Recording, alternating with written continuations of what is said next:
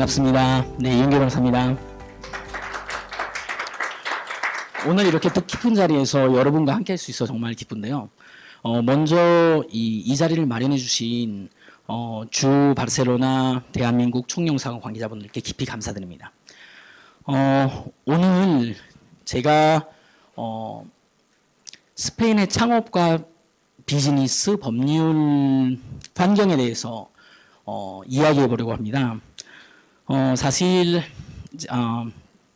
제가 이 요리하는 걸 무척 좋아하는데요.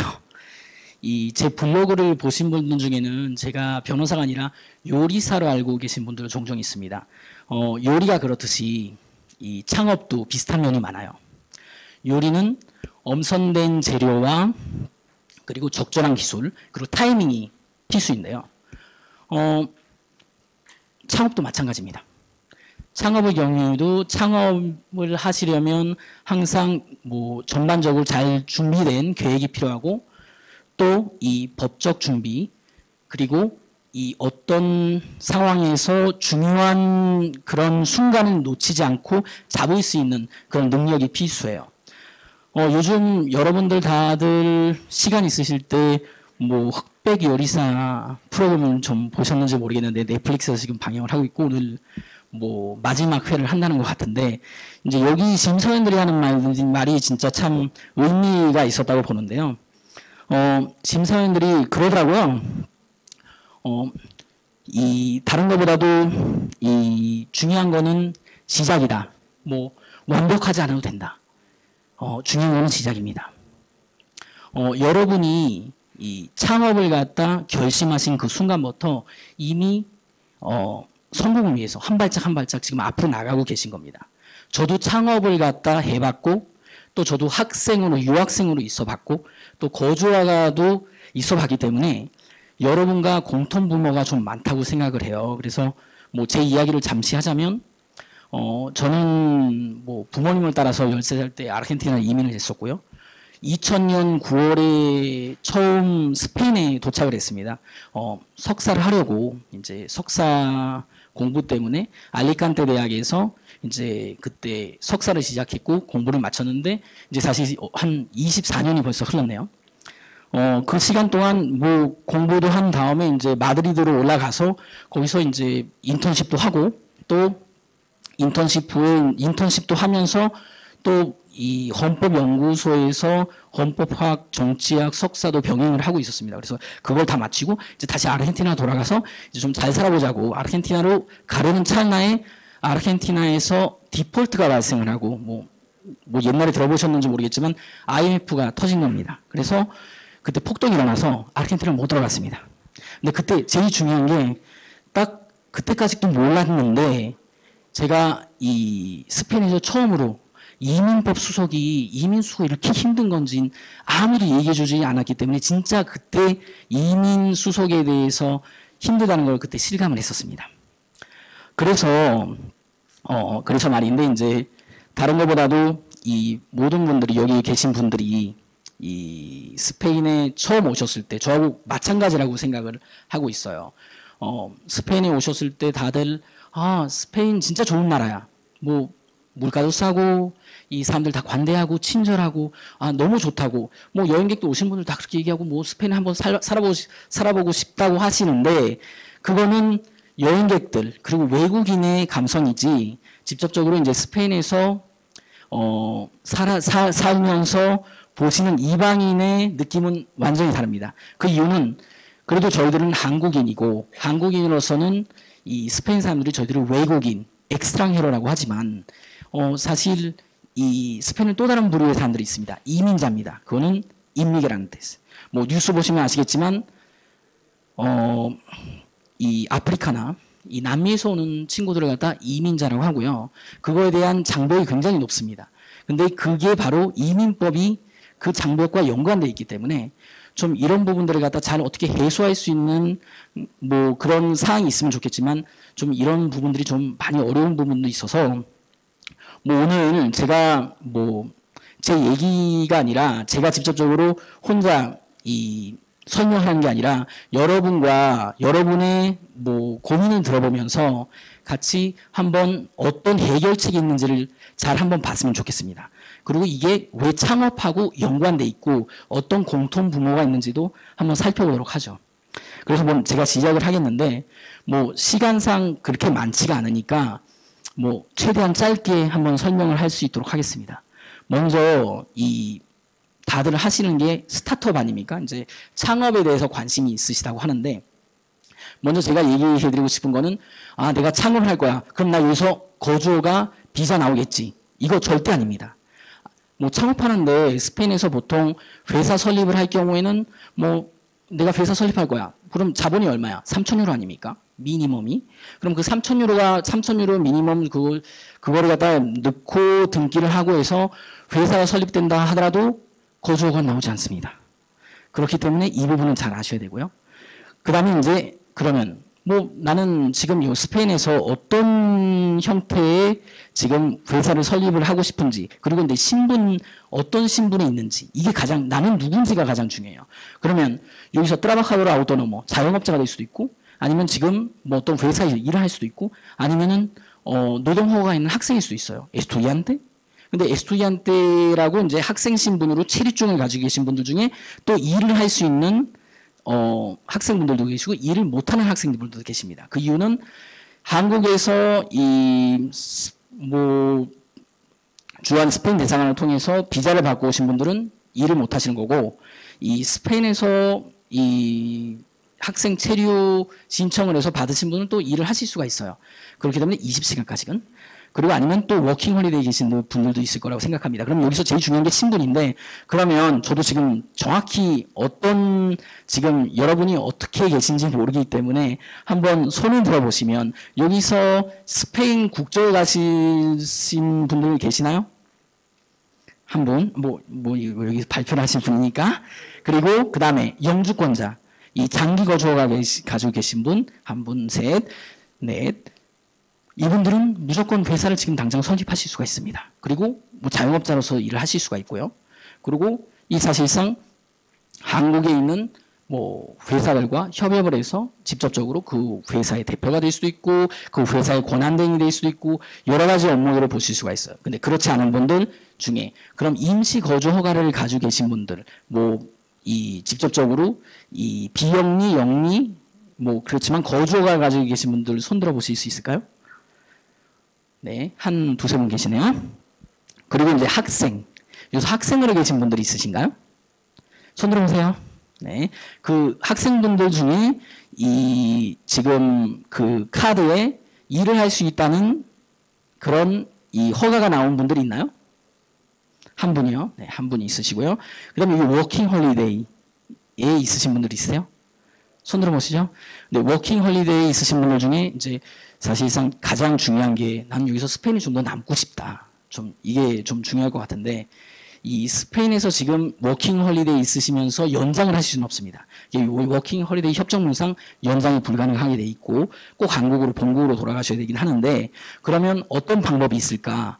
그럼 이제 그걸 나중에 좀 모색해 볼게요. 왜냐면 워킹 홀리데이 있으신 분들도 뭐 한국에 가서 한국에 있는 다른 뭐 업체에 들어가시든지 협업을 한다든지 아니면 여러 방법을 통해서 다시 스페인에 나올 수 있는 그런 계획을 짜실 수는 있거든요.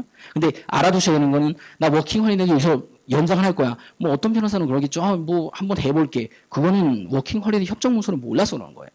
그렇기 때문에 이런 부분은 좀 알아두셔야 될 것 같고요. 뭐 회사 하면 보통 뭐 다들 아시는 주식회사 소시에타 아노니마 아니면 뭐 유럽 주식회사도 있죠. 근데 그런 경우는 최소 자본금이 12만 유로고 사실 그렇게 유럽 주식회사가 스페인에 많지는 않습니다. 그리고 유한회사 이게 제일 많죠.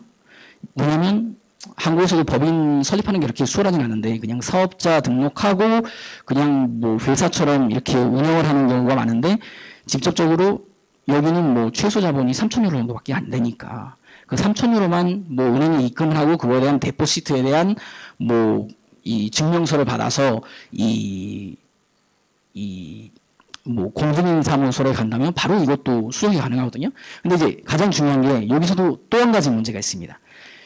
이거는 스페인 사람들은 그냥 간단하게 하겠지만 저희들은 외국인이잖아요. 그럼 외국인에서 여기서 외국인으로 거주 허가가 있지만 뭐 이 세무서에 등록돼 있고 사회보장제에 등록된 분들은 몇 분 되시겠습니까? 이제 이것도 나중에 하나하나 좀 살펴는 봐야 돼요. 그리고 지금 제가 지금 설명드리고 있는 이 프레젠테이션은 그냥 뭐 이미 총영사관 쪽에 다 넘기고 그때 보내드렸기 때문에 나중에 이 내용들을 갖다 분명히 PDF로 다 받아보실 수 있을 겁니다. 그러니까 뭐 일부러 사진을 안 찍어도 될 것 같고요. 그다음에 유한회사 뭐 보통 많은 분들이 이제 한국에서 많은 업체들이 유한회사를 설립을 하는데 또 여러 회사들은 또 지점을 갖다 선호하기도 합니다. 그 이유는 뭐 한국에 본사가 있으니까 이 스페인에서는 원래 지점을 원하긴 하는데 이제 유한회사가 됐건 지점이 됐건 어떤 법인이 됐건 이 스페인에서 등기를 하면 가장 중요한 게 대표 중에 한 사람이 아니면 각자 대표가 돼도 되고 각자 대표가 될 경우에는 공동 2인 대표가 될 수도 있지만 각자 대표가 될 수도 있고 1인 대표가 될 수도 있지만 꼭 한 명은 이 스페인 거주자, 레시덴테 아니면 이 스페인 국적자가 된다는 겁니다. 이게 스페인 기업법에 나와 있긴 한데 그러면 어떤 때는 그런 경우가 많아요. 한국에서나 본사 사장인데 나는 이 스페인에 있는 회사 대표가 되고 싶다. 그럼 할 수 없죠. 그분을 세우되 대신 권한대행이라고 있습니다. 스페인에서 아포데라도라는 뭐 직함을 좀 많이 들어보셨는지 모르겠는데 독일에서는 프록시라고도 하고요. 이게 바로 이 권한대행입니다. 그 직접적으로 대표의 권한을 그대로 넘겨받아서 뭐 행사를 할 수 있기 때문에 가장 중요한 게 지금 여기서 당장 내가 회사를 만들어서 지금 창업을 하시지 않는 분들이라도 한국에 있는 어떤 회사와 협업을 하신다면 뭐 어쨌든 이 가장 중요한 게 뭐 잘 협업을 해서 이 직접적으로 뭐 이 회사를 갖다 꼭 설립을 안 한다 하더라도 뭐 한국에 있는 회사를 갖다 스페인으로 이제 옮겨올 수 있도록 아니면 스페인에서 뭐 한국 회사를 대리를 할 수 있는 그런 업무들을 보실 수 있을 걸로 예상하고 있습니다. 그럼 아까도 잠시 얘기 드렸는데 이 워킹 홀리데이 학생 신분은 주 20시간까지 이제 그 노동이 가능하고요. 그 카드에 아우토리사션이 있는 분들 그렇지 않은 분들은 어떻게 될까요? 이민청에 그 20시간 뭐 직접적으로 취업을 할 수 있다든지 아니면 자영업을 할 수 있게 직접 신청을 하셔야 됩니다. 근데 이게 좀 수속이 굉장히 시간도 오래 걸리고 이게 간단한 수속은 아니에요. 그렇기 때문에 알아는 두시되 그렇지 않으면 또 임시 취업 거주가 있는 분들은 뭐 이미 어떤 회사에서 취직을 하고 있다 하더라도 자영업으로 또 등록이 가능하고 아니면 장기 거주가 가지고 계신 분들 장기 거주가 중에서 유럽 제도 그러니까 뭐 유럽 국적자의 배우자이신 분들은 항상 언제든지 뭐 취업 자영업이 가능합니다. 그럼 아까도 잠시 설명을 드리지 못했었는데 스페인의 외국인 이민법 제도는 정확히 3개로 나눠져 있어요. 일반 제도, 이게 보통 저희들 완행 기차라고 하죠. 다 일반 제도로 이제 모든 수속을 하고요. 아니면 EU 제도가 있고요. EU 제도는 뭐 이 유럽 국적자 가족분들만 이제 EU 제도에 속하고요. 그다음에 국제 모빌리티 제도가 있습니다. 여기 지금 국제 모빌리티 제도에 창업을 위한 거주허가가 있긴 한데 이 거주허가를 갖다 저희들도 몇 번 신청해 봤는데 지금 너무 어렵습니다. 거의 안 나와요. 그렇기 때문에 제가 조금씩 이제 나중에 설명을 드리겠지만 먼저 여기 계신 분들 중에 뭐 질문이 있으시면 그 질문을 통해서 한번 이 내용들을 갖다 한번 좀 다시 한번 설명할 부분들을 갖다 좀 부각하고 그렇지 않으면 어떤 고초가 있는지 한번 먼저 들어보겠습니다. 여기서 지금 아직 약간 시간이 있으니까 질문 있으신 분들 어떤 상황이고 좀 스페인에서 어떤 방법으로 스페인에서 거주하고 싶으시고 어떤 뭐 지리사항이 있으면 먼저 좀 알려주시죠. 네. 뭐 어떤 분 먼저? 학생 비자로 있으면서 그 취업 20시간 일할 수 있다는 거를 사람들이 다 그렇게 생각을 하는데 제가 알기로는 학생 비자로 왔더라도 학원을 통해서 이제 학생 비자로 온 사람이 있고 대학이나 유학 뭐 대학원을 가거나 이런 어떤 전문적인 어떤 공부를 하기 위해서 온 학생들 있잖아요. 근데 그런 경우에는 그것과 관련된 어떤 취업이 가능하지만 뭐 일반 어학원을 통해서 온 학생들도 취업이 가능한가요? 이게 규정이 바뀌었기 때문에 어학원이고 뭐고 다 중요한 게 아니라 이 스페인에서 신청을 했을 경우에 이게 보통 con autorización de trabajo라고 옵니다. 그럼 20시간 일을 할 수 있는 거고요. 한국에서 보통 요청을 했을 때 이게 그냥 공부만 할 수 있도록 그렇게 나옵니다.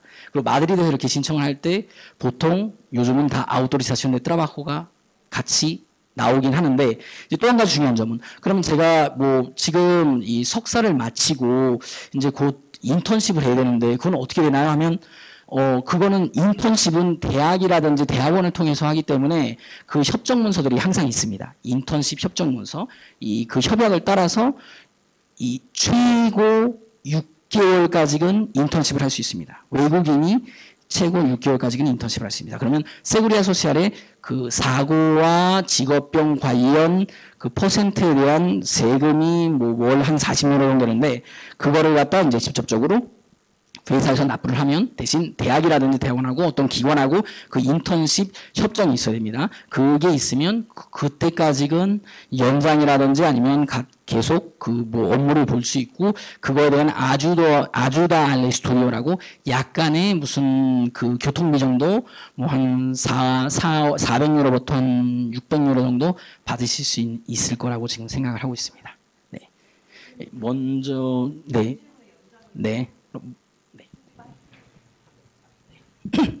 빨리 할게요. 죄송해요. 그 학생 비자를 저는 여기 한 10년 살았는데 항상 한국에서 받아서 와야 된다고 생각하고 있었는데 그럼 여기 그냥 여행으로 와서 여기서 어플라이를 할 수 있는 건가요? 네. 학생 비자를? 그리고 또 한 가지 학생 비자를 갖다 10년. 이거 굉장히 힘들죠. 왜냐면 여기서 진짜 10년을 살았는데 학생 비자는 스페인에서는 체류를밖에 인정 안 됩니다. 에스탄시아 por estudio.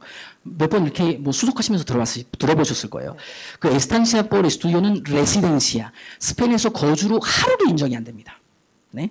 그러려면 지금 학생들이 그럼 할 수 있는 게 뭔가? 그럼 여기서 뭐 한인분들한테도 좀 들어보셨겠지만, 그럼 뭐 아라이고 신청하세요. 아라이고는 연고를 통한 거주어가인데 사회 연고를 통한 거주어가는 스페인에서 3년을 갖다 뭐 엠파워러먼트 하고 이 시청에서 어느 정도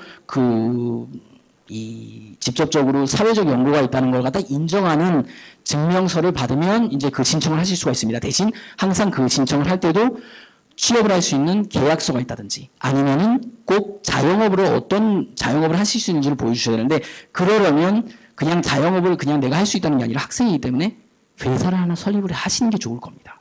그래야지 그거에 대해서 직접적으로 증빙을 할 수 있기 때문에 그리고 이게 한두 푼 증명하시는 게 아니라 어떻게 진짜 일을 할 수 있는지 모든 서류를 갖다 퍼펙트하게 준비를 하셔야 됩니다. 그러면 연고를 통한 거주허가를 받으실 수 있습니다. 그 마드리드에서도 잠깐 뵙고 네. 그 문의를 드렸었는데 네. 제가 영화를 여기서 공부를 하고 네. 그 영화 과정은 지금 수료를 하고 마친 상태인데 그 이후에 제가 영화 과정이 영어 과정이었어서 스페인어 어학원을 다녀서 스페인어 공부를 해야겠다 해가지고 어학원 등록을 해서 지금 다니고 있어요. 네. 근데 이제 이전에 이제 영화 공부할 때는 이제 트라바하가 가능했고 네. 퍼밋이 나왔었고 네. 지금은 근데 제가 이제 연장 신청을 어학원을 하는 관계로 약간 좀 제가 확실치가 않거든요. 제가 노동을 할 수 있는지 없는지가 약간 연결되는 이야기이기도 한데 근데 제가 일단 비자 신청을 해놓고 기다리는 상황이라 제 이전의 띠에는 이제 만료가 되어 있고 지금은 띠에는 없거든요. 그렇지만 지금 합법적으로 계신 상황입니다. 이게 연장이 하루 이틀 걸리는 게 아니라 5개월이 걸릴 수도 있고 6개월이 걸릴 수도 있고 케이스 바이 케이스입니다. 뭐 어떤 서류를 갖다 아주 퍼펙트하게 준비했다 그러면 한 3개월 내에도 나오긴 하지만 이제 그것도 이제 그 심사관 케이스 바이 케이스고 뭐 그러다 보니까 이 심사관이 어떤 때는 야 이건 뭐 좀 모자란 문제도 많은데 그러면 좀 옆에 이렇게 놨다가 나중에 먼저 다른 우등생 점수부터 먼저 확인하고 그다음에 이제 나중에 천천히 할 수도 있고 어떤 때는 뭐 여기서도 거절을 꽤 하기도 합니다. 그렇기 때문에 이제 그 필요하다는 서류들을 갖다 추가적으로 제출을 항상 가능하고요. 그러니까 언제든지 뭐 자발적으로 더 필요한 서류가 있다면 이 제출을 하시면 될 것 같습니다. 그리고 한번 그 상황을 갖다 기다려 보시지 않는 이상 아직까지 어떤 결과를 받으실 수가 없어요. 그럼 그 승인이 나기 전에는 일을 할 수 없을까요? 지금 당장은 그 승인이 떨어지기 전까지는 일을 할 수 없는 게 맞습니다. 근데 지금 뭐 등록은 돼 있으니까 한번 기다려 보시죠. 네. 알겠습니다. 네.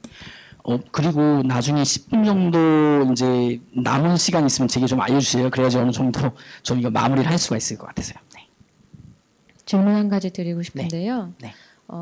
학생 비자로 제가 지금 체류가 9년 돼가고 있고요. 네. 학생 비자로 9년 연장을 해서 12월에 만기가 만료가 돼요. 네. 그래서 1년 더 연장이 남았는데 1년 더 학생 비자를 연장하려고 하는 이유는 네. 여기서 제가 알기로는 학생 비자 아까 말씀하셨던 그 어학원 학생 비자가 100% 인정이 되지는 않고 50% 체류 기간에 엠파드로 나미엔 또 포함해서 체류 기간에 50%가 인정이 돼서 10년 거주하면 5년 라르고드라시온을 할 수 있는 조건이 된다는 것을 제가 상담을 그렇진 받았어요. 네, 근데 그게 아니라 이제 그게 중요한 게 아니라 명확하게는 네.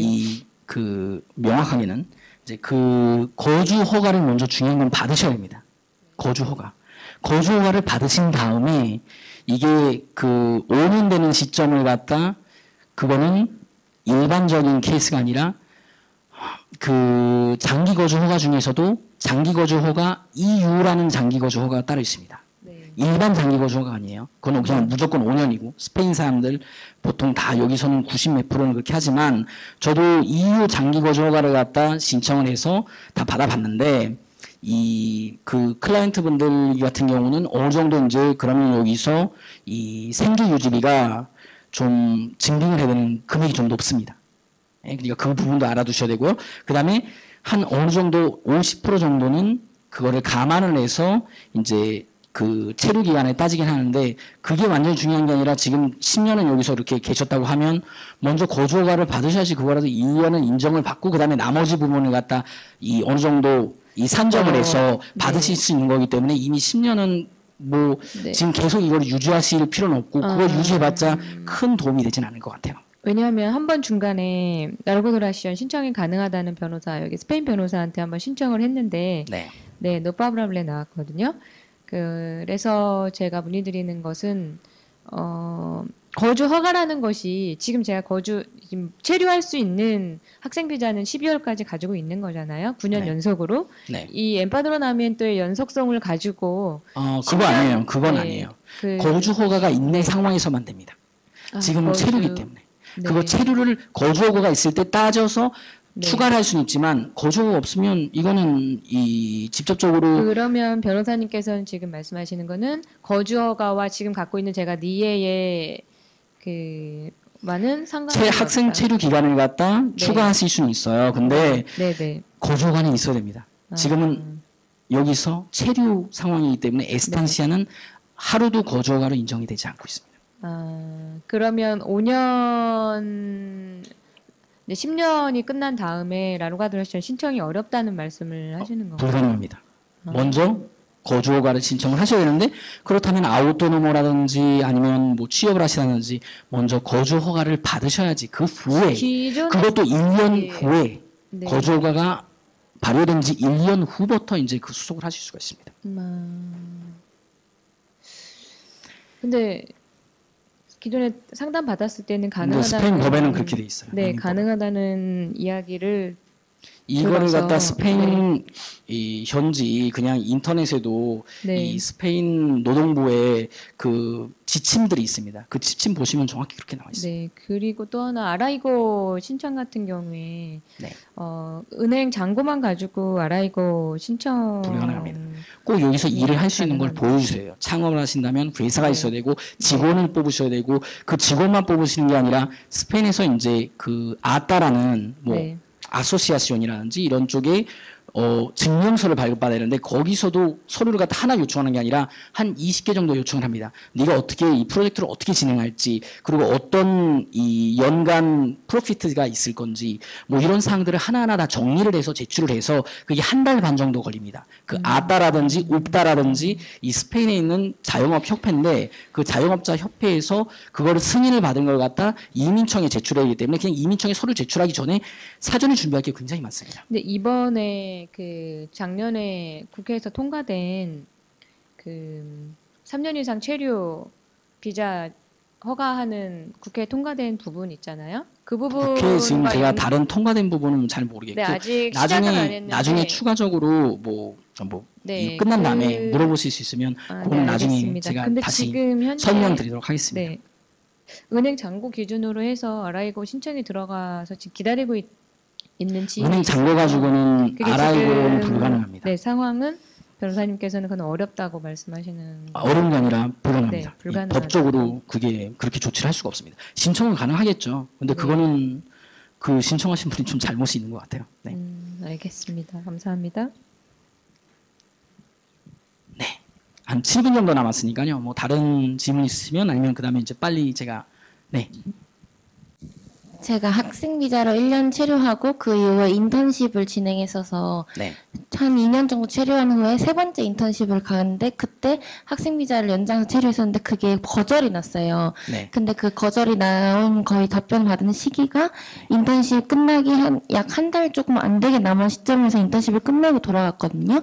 근데 인턴십을 했던 그 업체에서 저와 계약을 하고 싶다고 해서 제가 워킹홀리데이를 한국에서 받아와서 계약을 했어요. 근데 제 목표는 스페인에 조금 더 거주하는 게 희망인데 그럼 이런 상황에서는 업체에서 저에게 워킹 비자를 이렇게 준비한 걸 도와서 제공하는 해서 워킹 비자를 얻는 게 제일 좋고 빠르고 효율적인 방법일까요? 아니면 혹시 뭔가 다른 방법도 있을까요? 그러면 파견자 수속이라든지 그러니까 또 뭐 여러 가지 진짜 수속은 있긴 합니다. 근데 지금 이 이민국에서 현재 왜 그런지 모르겠는데 이제 고학력자 같은 경우는 이 연 5만 4천 유로 정도의 뭐 연봉을 받으셔야지 이제 이 수속을 할 수가 있고요. 네.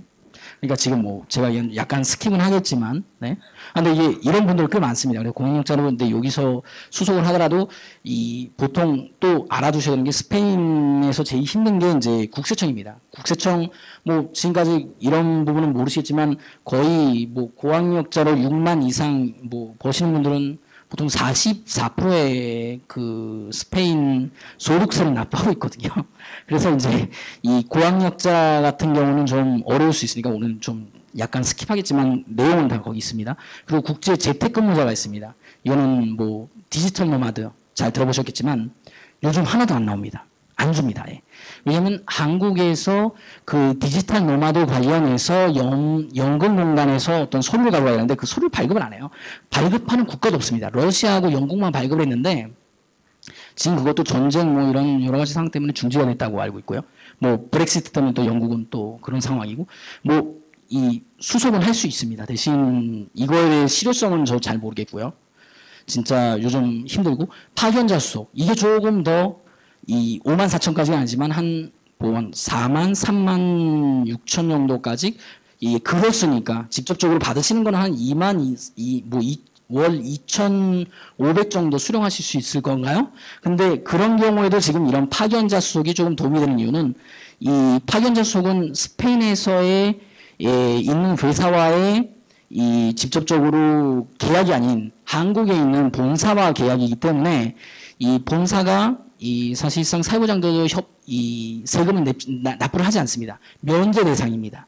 그렇기 때문에 이게 한 34%예요. 그러니까 이제 일반적으로 제가 월급이 있다면 월급에 이게 월급 그로스가 있다면 거기서 한 28%를 빠집니다. 보통. 그 다음에 저희한테 네트로 들어오는 거죠. 왜냐하면 7.8%는 사회보장제도 세금을 갖다 제가 납부를 해야 되는 거고 또 나머지 20%는 뭐 개인 소득세로 원천 징수로 됩니다. 그리고 나머지 그로스에서 추가적으로 34%는 회사에서 부담하는 사회보장제도 세금입니다. 근데 이거를 갖다 파견자 수속 같은 경우는 납부를 하지 않아요. 그리고 이 이민국에서도 이 수속을 하는 담당 부서가 제일 잘해주고 있습니다. 지금까지 저는 100% 신청해서 100% 나왔습니다. 한 뭐 4,500명 됐는데 이제 대신 서류를 좀 꼼꼼히 준비해야 되고 그 다음에 이제 창업가가 있습니다. 창업가 수속 같은 경우는 이 창업가 수속도 저는 이 뭐 법적으로는 수월할 거라고 생각을 하고 직접적으로 그쪽 관계자분들하고도 다 얘기를 해봤는데 지금 애니사라고 이제 국가 공사가 있습니다. 거기서 이제 이거에 대해서 옛날엔 이섹스라고 코트라 비슷한 이 스페인 이 기관에서 이거에 대한 승인을 하는데 한 7, 8개월 걸렸는데 여기서 요즘은 한 달밖에 걸리진 않습니다. 대신 이거 뭐 한 200장, 300장 저희들이 다 서류를 제출했는데도 그냥 무조건 거절이 되더라고요.